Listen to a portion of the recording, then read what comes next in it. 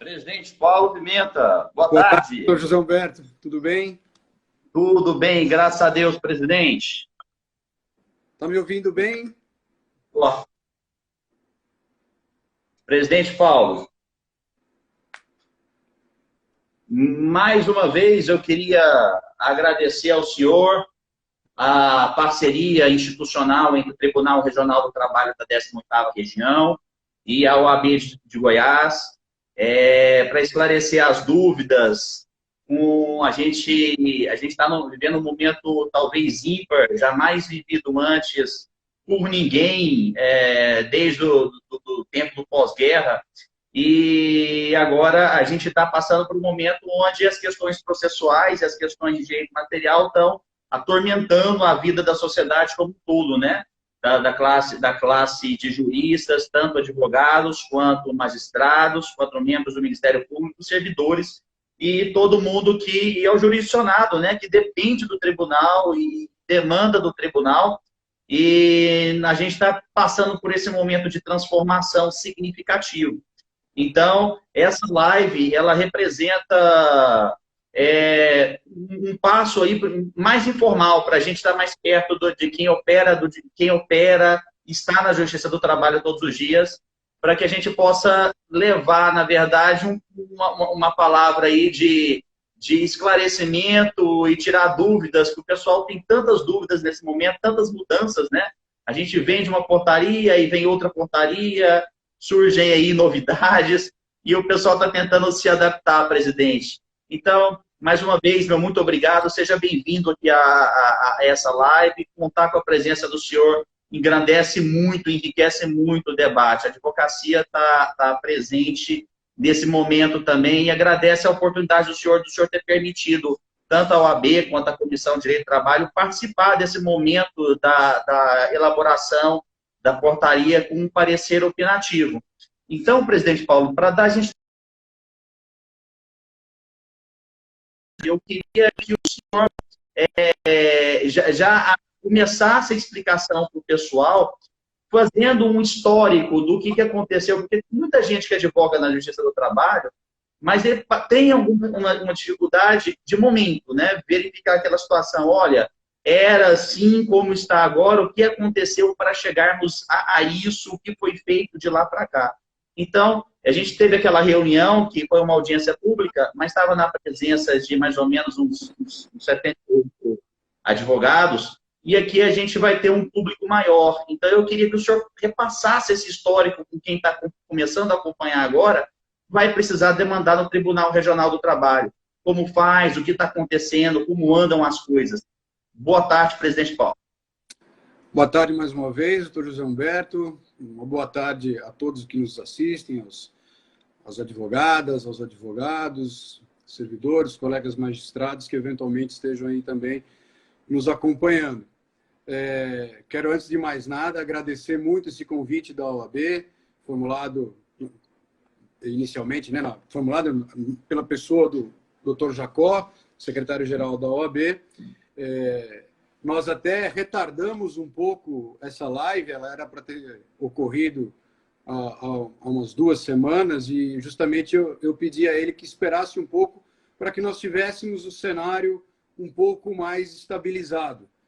Embora estabilização seja algo difícil de se prever, de se imaginar nesse período difícil, como o senhor já relatou, que nós estamos vivendo.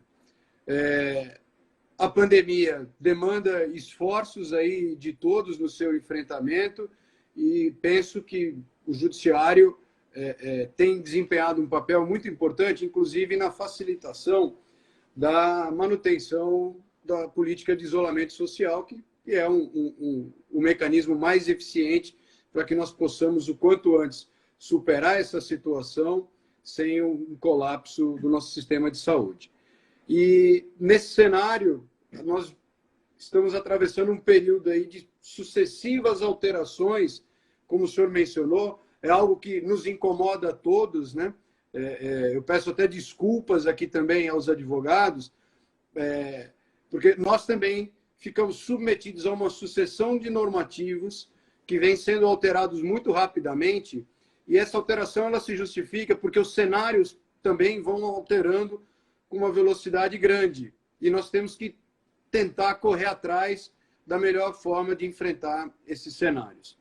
Isso teve início praticamente com a decretação do estado de pandemia pela OMS, salvo engano, isso foi dia 11 de março. O judiciário já rapidamente começou, as primeiras medidas foram tomadas no dia 12, 13 de março, e aí, rapidamente, com o agravamento da situação, nós já tivemos os atos iniciais do Conselho Superior da Justiça do Trabalho, ao qual todos os tribunais trabalhistas, os 24 regionais, estamos submetidos. Então, esse primeiro ato foi um ato conjunto da presidência, da vice-presidência do Tribunal Superior do Trabalho e do Conselho Superior da Justiça do Trabalho, bem como a Corregedoria Geral da Justiça do Trabalho, editaram o ato conjunto número 1, que é do dia 19 de março, salvo engano, e esse primeiro ato, naquele cenário, traçou como uma estratégia, secundando a resolução 313 do CNJ, que é da mesma data, estabelecendo a vedação ao atendimento presencial e a prestação de serviço presencial nos prédios da Justiça do Trabalho. Isso é importante dizer, né? Não é simplesmente que o público externo, que os advogados, que as partes, que a população de uma maneira geral, não pode entrar no prédio da Justiça do Trabalho. Nem mesmo os servidores podem entrar. Os servidores não estão proibidos, está vedado a prestação de serviços dos servidores a partir das instalações da Justiça do Trabalho em todo o Brasil, ressalvadas algumas áreas específicas e estratégicas que são nominadas nesses atos superiores, que são atividades que são urgentes, que não se pode abandonar, e cuja natureza exigem também, é incompatível, né, com a prestação de serviço em teletrabalho, como as atividades da própria segurança pessoal e patrimonial da Justiça do Trabalho, a parte de tecnologia da informação para justamente viabilizar o teletrabalho dos servidores, a parte de saúde, o atendimento de saúde aos servidores e magistrados, obviamente a área da presidência do tribunal e mais algumas áreas muito restritas, fiscalização dos contratos administrativos, a parte de serviços terceirizados limitada àquela necessária para dar suporte a essas atividades que estão sendo feitas presencialmente. Então, a regra geral é a vedação de qualquer prestação de serviços nos nossos prédios. Paralelamente a isso, nós tivemos naquele primeiro momento, por uma determinação do próprio Conselho Nacional de Justiça, e na ocasião, atendendo inclusive um pleito da advocacia expresso pelo Conselho Federal, que tem assento num comitê de crise instalado pelo CNJ, houve a determinação imediata da suspensão dos prazos processuais, suspensão dos prazos, das sessões presenciais, das audiências presenciais, tudo, até o dia 30 de abril. Com o desenrolar da pandemia e a análise da evolução dessa situação, nós caminhamos, tivemos aí depois, já mais ao final do mês de abril, do meados de abril para frente, uma previsão já de como seria o enfrentamento a partir do mês de maio. Nós tivemos o ato número 5 do Conselho Superior da Justiça do Trabalho, que praticamente se antecipou ao que seria definido pela resolução 314 do CNJ. Esses atos, a par de continuarem vedando o atendimento e o trabalho presencial, estabelecendo só o atendimento remoto, eles determinaram o retorno da fluência dos prazos nos processos eletrônicos, e aí, concretizando isso para a nossa realidade da Justiça do Trabalho em Goiás, nós temos 100% dos nossos processos no TRT de Goiás tramitando em meio eletrônico. E mais do que isso, além de tramitar em e-mail eletrônico, todos eles tramitam num único sistema, que é o PJE. Nós terminamos de fazer essa unificação de sistema em dezembro agora de 2019, atendendo uma meta que tinha sido traçada pela Corregedoria Geral da Justiça do Trabalho, o que levou o nosso tribunal, inclusive, a ser um dos 14 dentre os 24 tribunais regionais que obtiveram o selo 100% PJE. Até dezembro, nós já tínhamos os processos tramitando em meio eletrônico, mas uma parte tramitava no que a gente chama de sistema legado, que era o sistema antigo, o sistema que a gente denominava aqui de SAGE, né? E agora não, todos os processos tramitam pelo sistema do PJE. E isso foi algo que, praticamente, foi algo que antecipou muitos problemas no enfrentamento dessa crise, nos dá uma segurança maior para poder ter essa retomada do andamento processual. E então, todos os nossos prazos voltaram a fluir a partir da última segunda-feira, dia 4 de maio. Além do retorno dos prazos, o ato número 5, ele estabeleceu o retorno das audiências e das sessões de julgamento, porém, em meio telepresencial.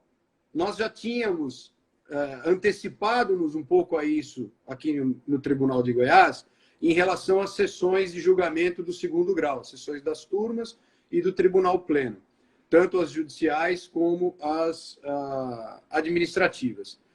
Até antes dessa situação toda, nós já vivíamos no TRT 18, tínhamos duas modalidades de sessões de julgamento, o que nós chamávamos de sessão virtual e a sessão presencial. A sessão virtual, ela, nos moldes do que acontece em outros tribunais superiores, ela é aquele sistema em que o julgamento transcorre ao longo de uma semana toda, mas totalmente por via do sistema de julgamento eletrônico, do sistema interno ao PJE, né, através da manifestação de cada um dos desembargadores que integram aquele quórum de julgamento, vão lançando ali suas divergências, que vão sendo debatidas, uma espécie de chat que existe interno ao PJE, e passado esse período, então, de uma semana, ao final, se tem ali a consolidação do posicionamento e aqueles processos, então, são declarados julgados. Lavra-se a certidão de julgamento com o resultado, e o resultado que prevaleceu, o relator ou o redator do acórdão, redige o acórdão, publica, o julgamento está solucionado. Quais os processos que não são julgados por meio virtual, através dessa sessão virtual? São exatamente aqueles processos em que, na imensa maioria, são aqueles processos em que há inscrição, pedido de advogado para fazer a sustentação oral em defesa da tese do seu cliente. Pela regra da sessão virtual, até o início da sessão, a divulgação da pauta, o advogado vê lá, tem um processo dele na sessão virtual, mas ele pretende fazer sustentação oral, ele faz a inscrição, manifesta esse seu interesse, e isso faz com que aquele processo seja retirado da pauta virtual, antigamente, para que ele fosse julgado presencialmente, o advogado pudesse comparecer no tribunal e fazer a sustentação oral. Além disso, também podem ser retirados da pauta virtual qualquer processo, um processo em que qualquer um dos desembargadores acha que é mais conveniente realmente uma discussão presencial. Né? Não, eu quero fazer uma argumentação aqui que escrever não vai ficar direito, eu prefiro debater isso daqui quando a gente puder conversar. Então, ele pode fazer esse pedido, ou o Ministério Público, e acontece a mesma coisa. O processo ia para a sessão presencial. Essa sessão presencial agora, que nós não podemos fazer, nós agora estamos fazendo ela de forma telepresencial. E nós já tínhamos uma portaria, editada uma portaria um pouco antes até do ato número 5, que é a portaria, salvo engano, vou só conferir o número aqui, é a portaria 758 de 2020 do Tribunal, que regulamentou essa sistemática. Nós estamos usando uma plataforma, que é a plataforma do Google Meet, na qual, então, a sessão é por videoconferência, garantido o acesso do advogado por esse sistema da videoconferência, onde ele faz a sustentação oral que faria presencialmente. A primeira sessão por telepresencial foi realizada no dia 30, quinta-feira passada, pela primeira turma do TRT 18, sob a presidência da desembargadora Iara, e foi um sucesso. O doutor José Humberto, representando a OAB, esteve conosco lá na abertura dessa histórica sessão. Eu assisti, além da abertura, permaneci um tempo, assisti uma boa parte, e depois tive o interesse de assistir o vídeo de toda a sessão e podendo constatar que realmente transcorreu com uma absoluta normalidade, garantindo o acesso, a compreensão, a interação dos julgadores com a advocacia, com os advogados que sustentaram, sem nenhum comprometimento da qualidade do julgamento. Ontem nós tivemos a primeira sessão, que já era uma sessão um pouco mais complicada pelo número maior de julgadores envolvidos, que foi a primeira sessão judicial do Tribunal Pleno, na mesma sistemática. Participaram 13 desembargadores e foram julgados, na sessão da primeira turma, foram julgados, salvo engano, 13 processos. Estavam em pauta 13 processos, com 16 inscrições para sustentação oral, que acabaram resultando no julgamento, salvo engano, de 11 processos, 2 processos que não foram julgados, foi em decorrência de pedido de vista, suspensão de julgamento, nada a ver com um problema técnico causado pela modalidade da sessão. São processos que não foram julgados, que não seriam também numa sessão presencial. Teria havido esse mesmo pedido de vista da mesma forma. Ontem nós julgamos 7 processos no Tribunal Pleno, com a participação de diversos advogados, com sustentações orais também, e com a participação de 13 julgadores. Então, entre desembargadores e o juiz convocado César Silveira, que integrou também a sessão de ontem. Também sem nenhum comprometimento da qualidade, da participação, do acesso da advocacia. Esse deve ser o cenário que nós vamos continuar enfrentando no segundo grau até o retorno das nossas atividades presenciais. O que nos aflige mais, e tenho certeza que a todos os advogados também, é a questão das audiências. As audiências, foi estabelecido nesse ato número 5, e aqui uma coisa importante eu já dizer, né? Esse ato número 5, ele veio, em parte, revogando disposições do ato número 1 e, numa outra parte, na verdade, reiterando ou aproveitando, né, consolidando ali. Justamente por causa dessa profusão de normativos, nós tivemos ontem a consolidação por parte do Conselho Superior da Justiça do Trabalho, diante desse cenário todo em que nós tínhamos o ato conjunto número 1 e o ato conjunto número 5.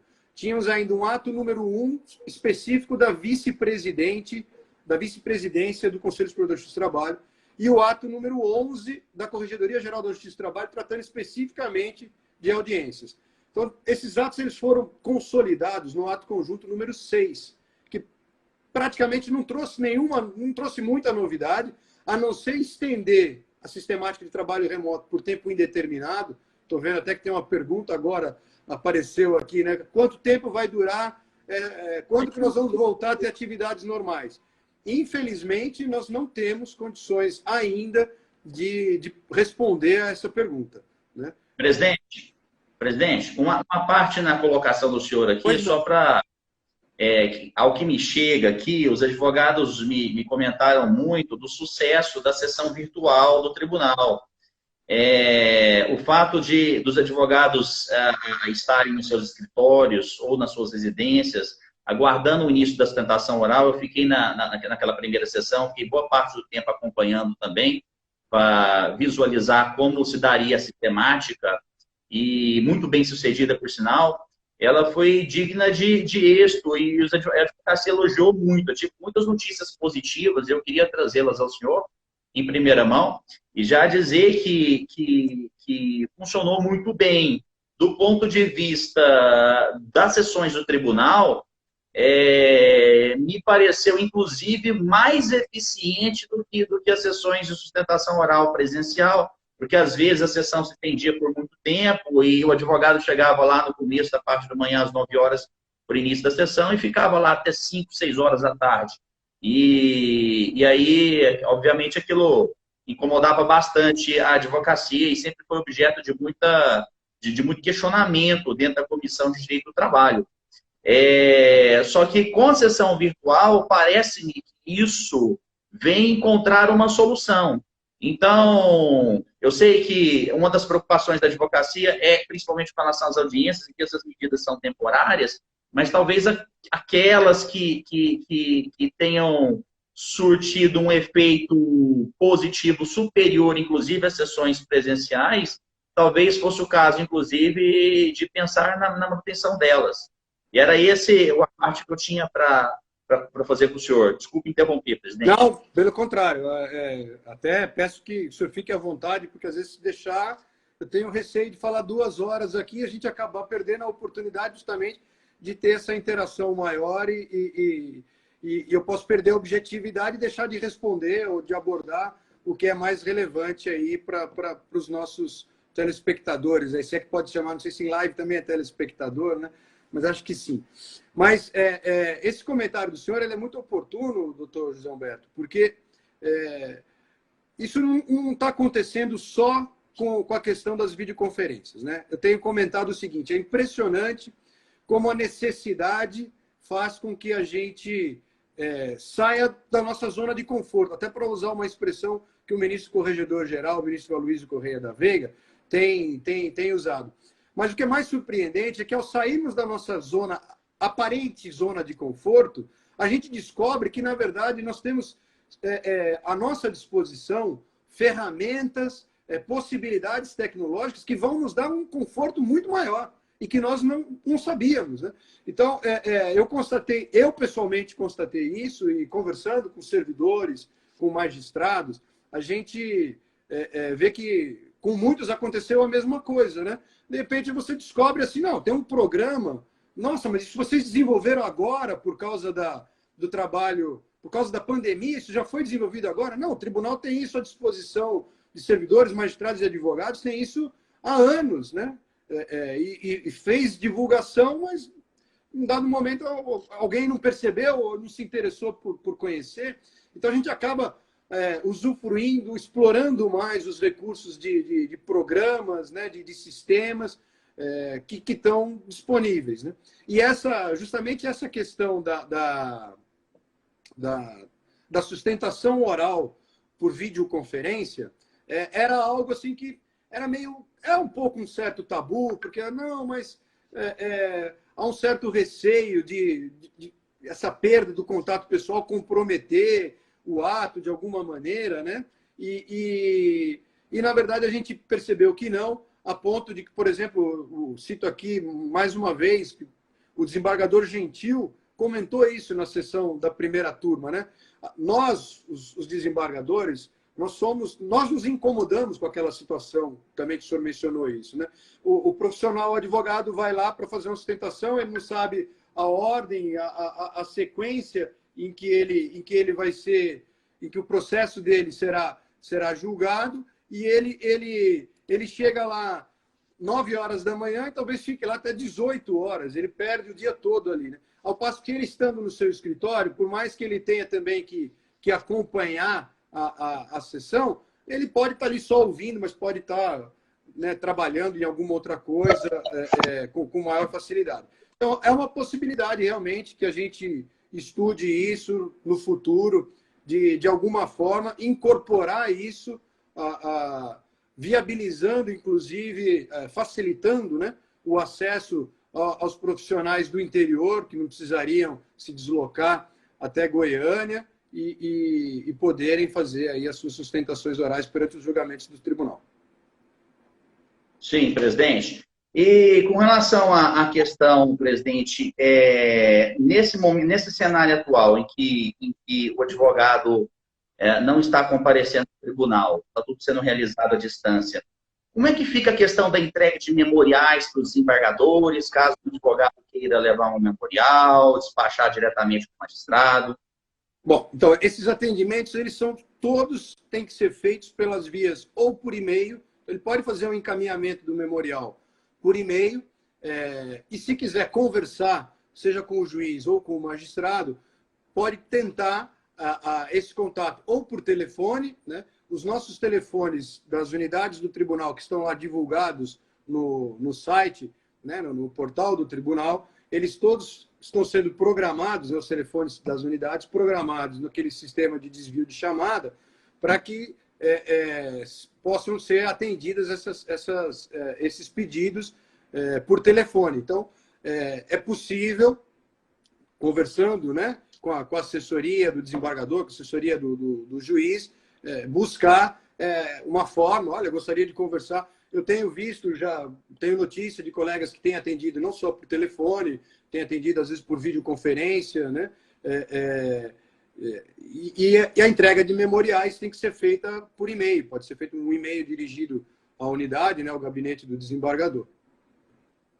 Presidente, a gente tem um público além de advogados aqui que não estava presente na audiência pública, e o pessoal, e as perguntas, elas acabam, obviamente, as preocupações dos advogados tendem né, a ser basicamente as mesmas, né? E elas, eu sei que elas já foram ventiladas na audiência pública, mas muita gente ainda não teve a informação com relação à questão das audiências de instrução. Então, o recado do senhor com relação à questão das audiências de instrução virtuais no futuro, como serão, como ficou, o que virou dessa questão? Vamos lá, essa realmente é uma questão que aflige a todos, e aí eu quero aqui reiterar, eu dito, falei, o doutor José Humberto estava conosco lá, falei na abertura da sessão e voltei a repetir isso ontem na abertura da sessão do Pleno. Sejam as sessões, ou sejam principalmente as audiências, que o volume é muito maior, é uma situação que vem afligindo a todos e que nós estamos buscando uma solução, buscando um mecanismo para que nós possamos prestar o máximo de entrega, ter o mínimo de exposição com o mínimo de risco à saúde de todos, né? Sempre tendo como prioridade a observância absoluta desses normativos superiores que nos impõem vedações, mas também nos impõem obrigações. Nós temos determinações também oriundas desses normativos, né? E também observando, atentando aí aos normativos, às determinações da política local, da política estadual ou política municipal, tratando do enfrentamento da pandemia. Nós não estamos e nem pretendemos, né, de forma alguma, estar acima ou ao lado dessas normas todas, né? Então, por um lado, nós temos a vedação para as audiências presenciais e, por outro lado, nós temos uma determinação por parte do Conselho Superior da Justiça do Trabalho de que elas sejam retomadas.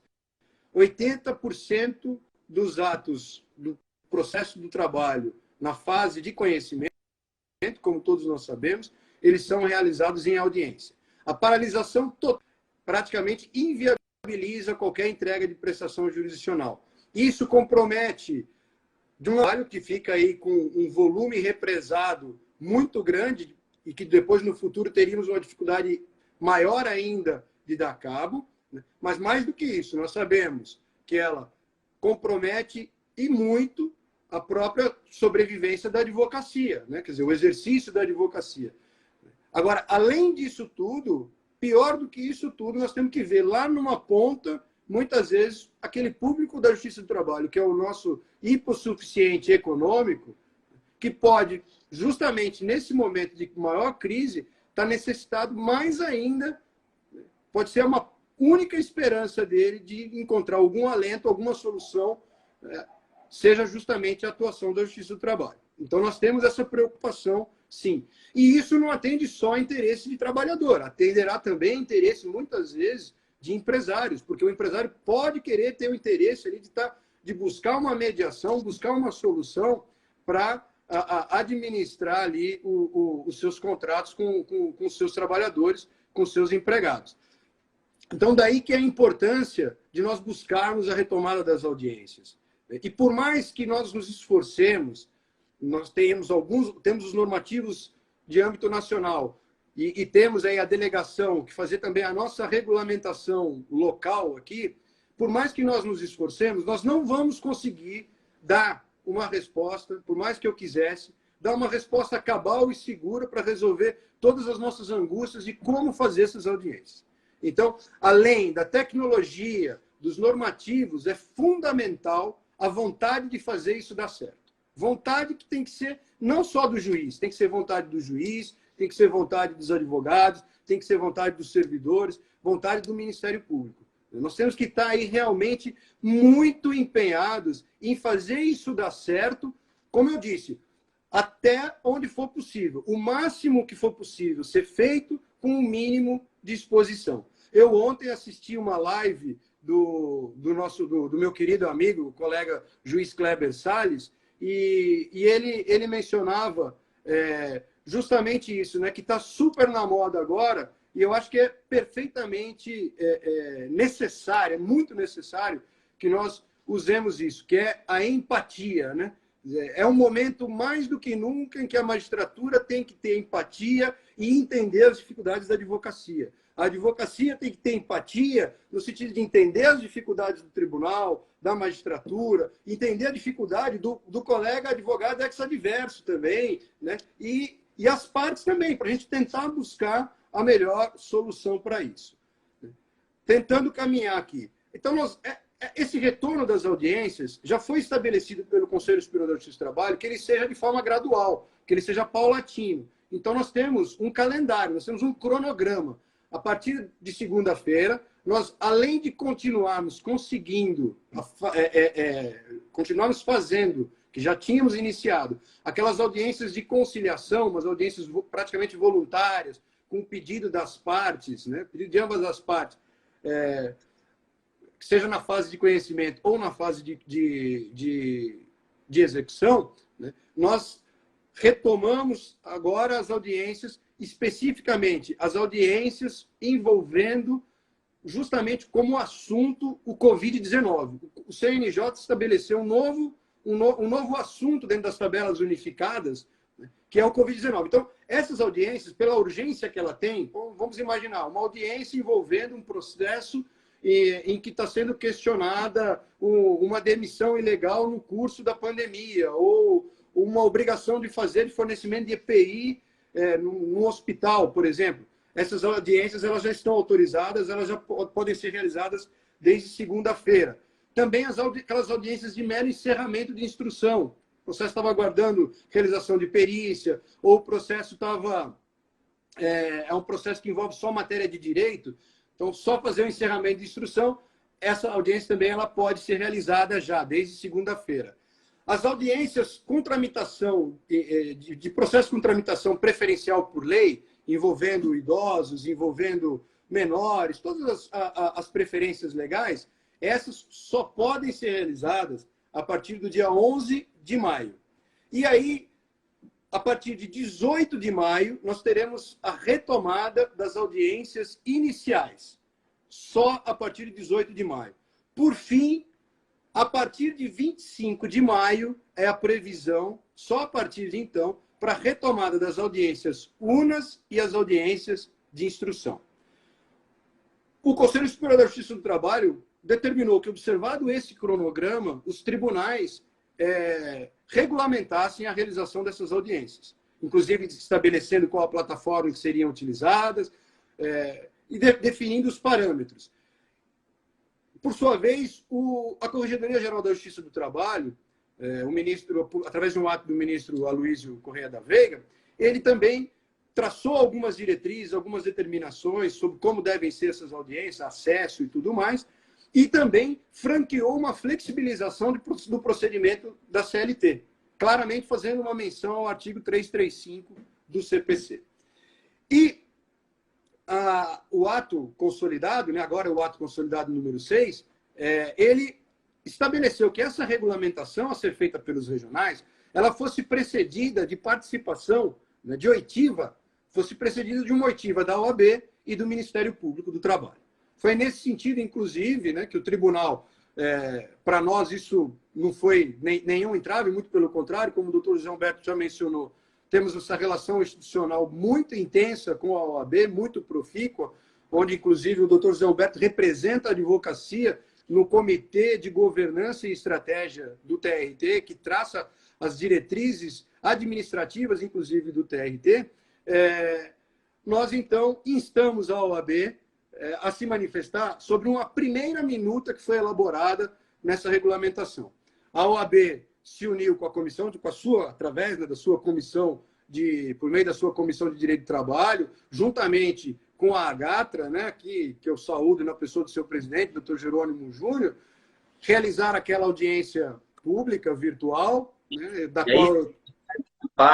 O doutor Jerônimo e a Agatra têm sido também um grande parceiro da OAB nesse trabalho e da Comissão de Direito do Trabalho. E esteve presente desde o começo desse processo, acompanhando e participando e auxiliando. E nós fizemos essa audiência pública lá exatamente para colher essa sugestão da advocacia, né? Sim. Aí eu vejo a pergunta do doutor Jorge, ele perguntando se a ouvidoria do tribunal está pronta para receber as sugestões dos usuários, partes, peritos, advogados, sobre os pontos que necessitem de regulamentação interna, inclusive dessas questões relativas à audiência, porque a primeira leva de dúvidas e perguntas e sugestões veio exatamente a partir da audiência pública, né? Mas por parte da ouvidoria do tribunal. Então, veja bem, eu não vejo problema nenhum, né, em realmente a ouvidoria serem levadas por meio da ouvidoria essas demandas, né, que certamente a ouvidoria vai ter o cuidado de catalogar isso, né, de compilar isso e submeter à administração do tribunal. Mas só retomando o fio condutor de como nós chegamos a esse normativo, né, nós... na verdade, o Jorge está esclarecendo aqui, eu estou vendo a manifestação dele, né? Eu pensei até que fosse outro Jorge, que fosse uma coincidência. O Jorge é justamente o nosso gestor da nossa ouvidoria, e ele está colocando a ouvidoria do TRT à disposição, que é exatamente corroborando o que eu havia dito. O Jorge está colocando a nossa ouvidoria à disposição para ouvir sugestões que possam contribuir para o aprimoramento, né? E, inclusive, para a regulamentação das instruções, como eu vou chegar lá na frente. Já fica a advocacia, né, avisada aí que pode procurar e contar com a ouvidoria. Exatamente. Jorge falou, assinado embaixo. Aliás, uma característica, né? Às vezes as pessoas podem pensar que é o contrário, né? Mas uma característica da nossa ouvidoria, da ouvidoria do TRT, é que ela não é uma ouvidoria que está lá inerte, uma ouvidoria que, na verdade, quando alguém chega e fala assim, nossa, mas você veio falar alguma coisa aqui mesmo, né? Não, ela é uma ouvidoria que quer ouvir e que busca as pessoas para que se manifestem e possam contribuir. Então, agradeço aqui a manifestação do Jorge. Mas, então, retomando, nós instamos a OAB, que juntamente com a Agatra, que é a grande parceira do TRT também, realizaram aquela audiência pública, da qual eu tive o prazer de participar no início, esclarecendo algumas dúvidas. Isso resultou num parecer da OAB, que foi encaminhado ao tribunal, e nós nos debruçamos sobre esse parecer da OAB. Tenho certeza que o doutor José Humberto pode testemunhar aqui, que inúmeras, eu posso dizer que a grande maioria das sugestões da OAB, de uma forma ou de outra, elas foram incorporadas no texto da nossa portaria 797. Eu me recordaria aqui de pouquíssima coisa, que falava, isso aqui não tem condições não dá para atender, mas a grande maioria nós fomos fazendo alterações de redação para contemplar, para aclarar, né? Algumas situações a gente até ainda comentava assim, bom, mas na verdade o que eles estão pedindo, o que a OAB está pretendendo, já está previsto. E aí o raciocínio foi, bom, se está previsto e eles ainda estão pedindo, é porque não ficou claro o suficiente. Então vamos mexer na redação para facilitar isso. E isso resultou na edição da portaria conjunta, que é a portaria conjunta nossa 797, que regulamentou as audiências telepresenciais no âmbito do TRT de Goiás. Uma portaria que é conjunta, e aqui eu quero fazer um registro que é extremamente importante. É que esses atos aqui no âmbito regional, nós estamos fazendo eles em total sintonia. A presidência do tribunal com a corregedoria, que é exercida pelo desembargador Daniel Viana Júnior, que é o nosso vice-presidente, acumula as funções de corregedor. Então, mesmo aspectos que são de uma atribuição mais voltada para a administração do tribunal, o desembargador Daniel tem participado ativamente, contribuído muito na formulação dessas políticas. E da mesma forma, como o caso das audiências, que basicamente, principalmente, né, é uma atribuição da corregedoria, né, nós trabalhamos junto com o desembargador Daniel, com a equipe dele, com diversos colegas que o auxiliaram, elaborar uma primeira minuta e nós trabalhamos em cima e construímos isso conjuntamente, que é uma demonstração aí também dessa unidade institucional do TRT e também da nossa continuidade administrativa, uma vez que seguramente o desembargador Daniel assumirá a presidência do tribunal no ano que vem. Então, essa portaria conjunta ela foi editada na sexta-feira passada. E aí, na sexta-feira ela foi editada, eu procurei divulgar o máximo essa portaria. E uma das opções nossas, que é muito importante, que eu percebo que é uma grande aflição da advocacia, foi uma opção nossa. Nós não regulamentamos ainda a realização como se dará a realização das audiências de instrução. Por que isso? Não queremos nos precipitar. Não queremos fazer nada com nenhum assodamento. Isso foi uma sugestão até do desembargador Daniel, ele ponderou isso comigo e eu concordei perfeitamente. Porque essas audiências, elas somente poderão ser, elas deverão, na verdade, elas somente deverão ser realizadas a partir do dia 25 de maio. O que não quer dizer também que elas, no dia 25 de maio, em todas as varas do estado de Goiás, nós já teremos audiência de instrução. Não é isso. Elas não podem ser realizadas antes do dia 25, só depois do dia 25. Então, nós temos tempo ainda para amadurecer um pouco mais, para acompanharmos essa discussão em âmbito nacional, né, para colhermos subsídios também nas regulamentações que estão sendo feitas por outros tribunais, aprender com essas experiências, para a gente tentar agir com o máximo de segurança.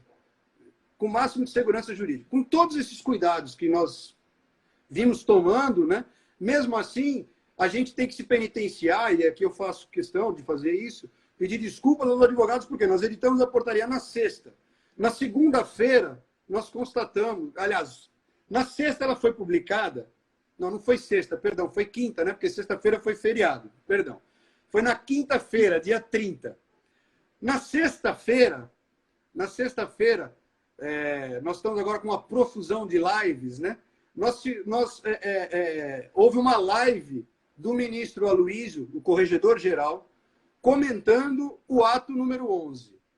Diante de uma série de ponderações já do ministro Aloysio nessa live do dia 1º, né, nós já constatamos que precisaríamos fazer algumas pequenas alterações, alguns esclarecimentos já na nossa portaria.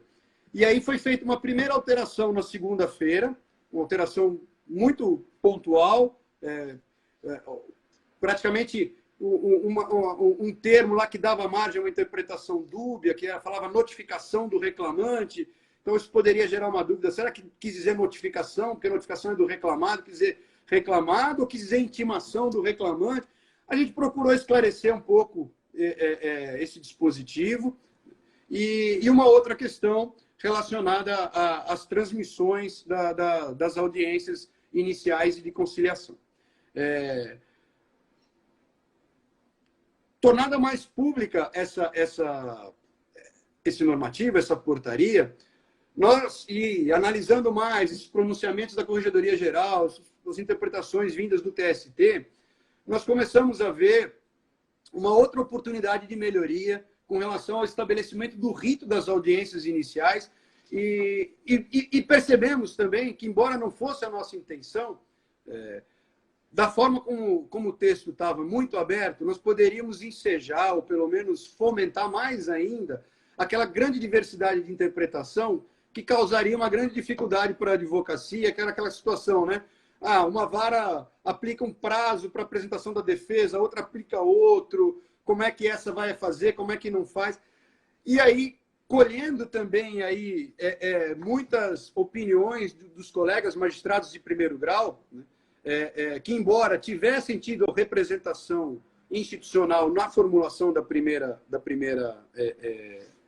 versão da portaria, que o presidente da Amatra, o juiz Alexandre Piovesan, participou dessa redação conosco, ele também não teve tempo, pela premência ali da edição do ato, ele não havia tido tempo de compartilhar isso com os demais magistrados, como a OAB pôde fazer naquela audiência pública.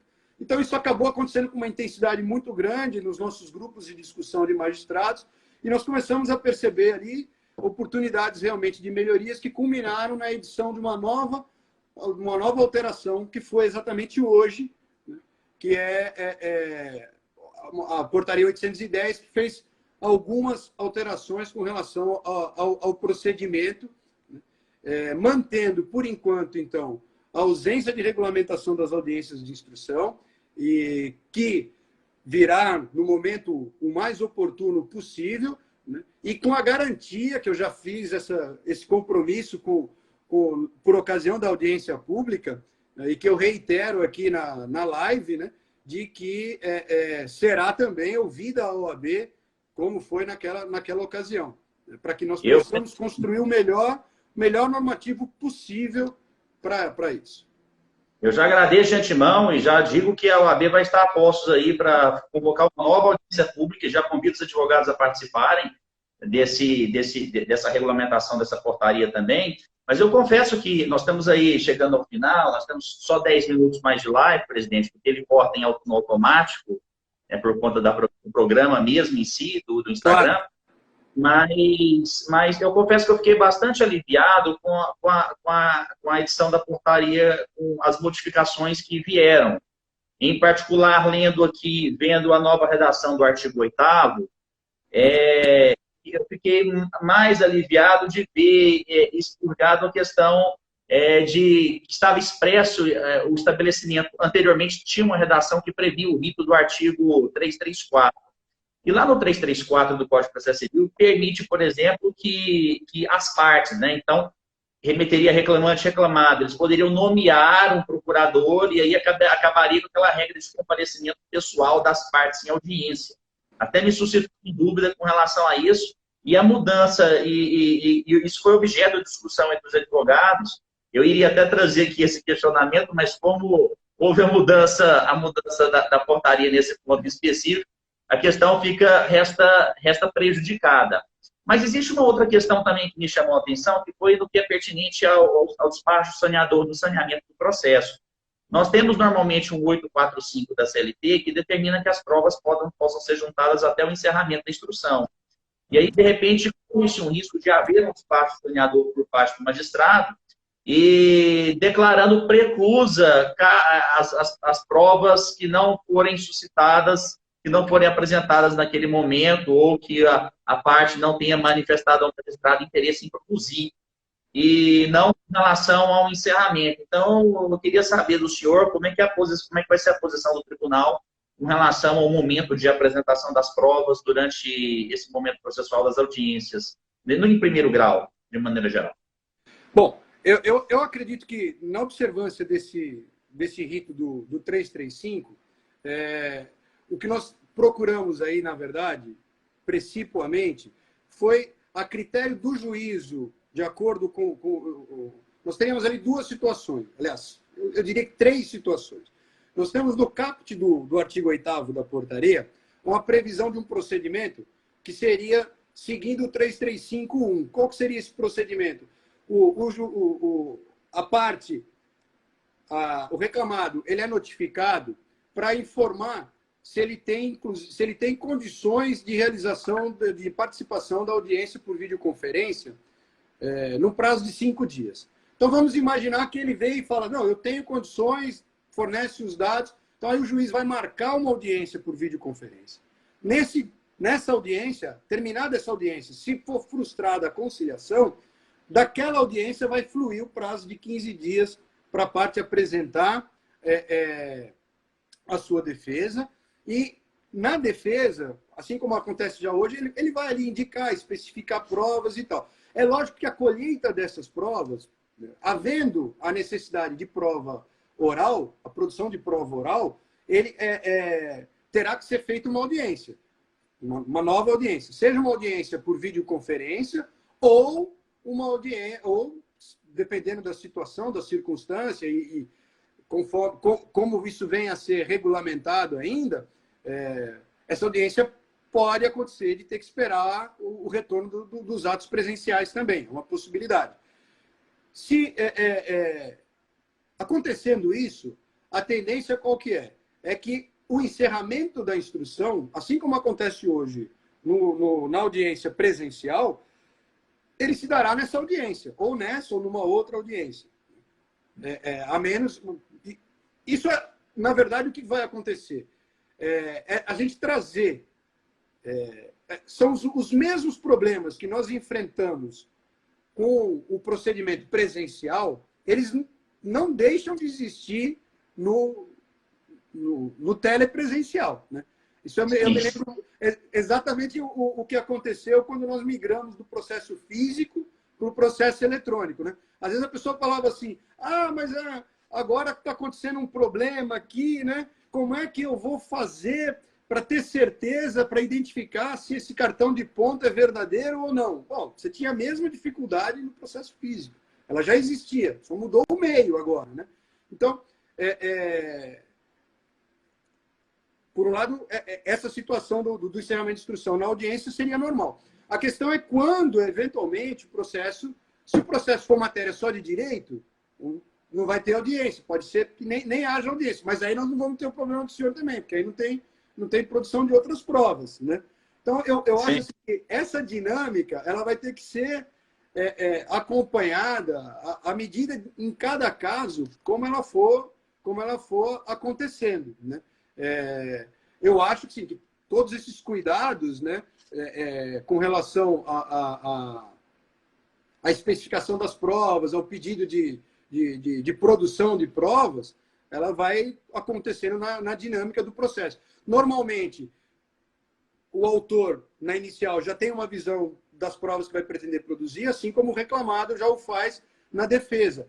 É lógico que, às vezes, ele vai ter uma necessidade de uma contraprova de acordo com a dinâmica do processo. Mas aí não tem tinta de normativo que consiga cercar isso tudo, né?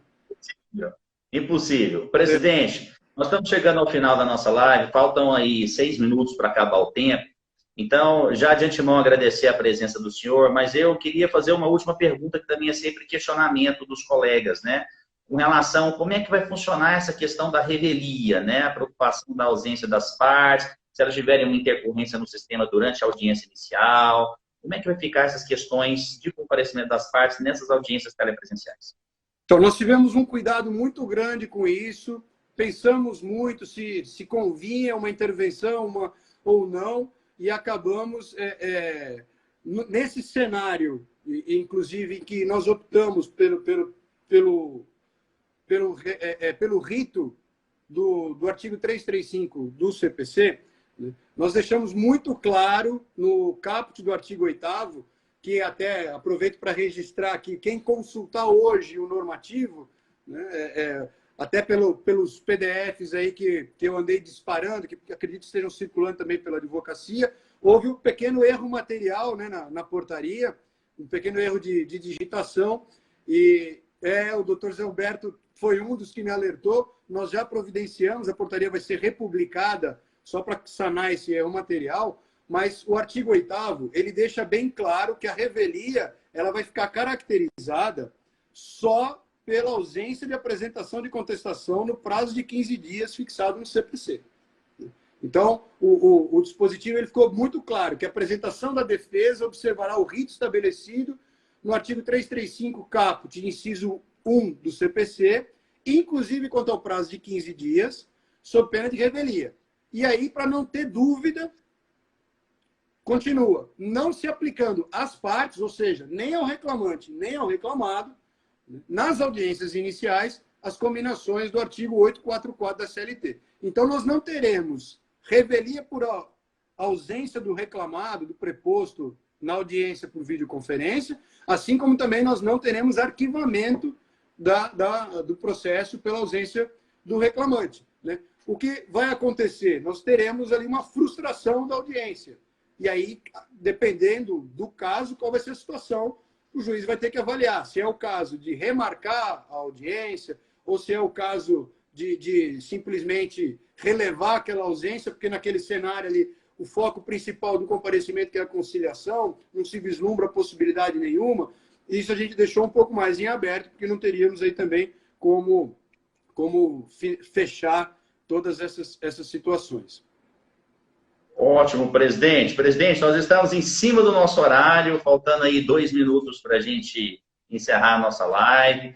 Eu queria agradecer a presença do senhor, mais uma vez, renovar essa parceria OAB-Tribunal. Nós tivemos aí muitos parceiros ao longo desse caminho aí, dessa mudança, como o caso da Gatra, o presidente Jerônimo esteve muito presente, o presidente Lúcio Flávio, agradecer muito a ele, porque ele, na verdade, esteve muito sensível a essa questão. Eu dialoguei muito com ele autorizou para que a gente fizesse aquela audiência pública para que levasse a informação ao maior número de advogados possível, que a gente tivesse a participação da advocacia em massa nessa edição dessas portarias, mostrando aí que tribunal e OAB caminham juntos, né?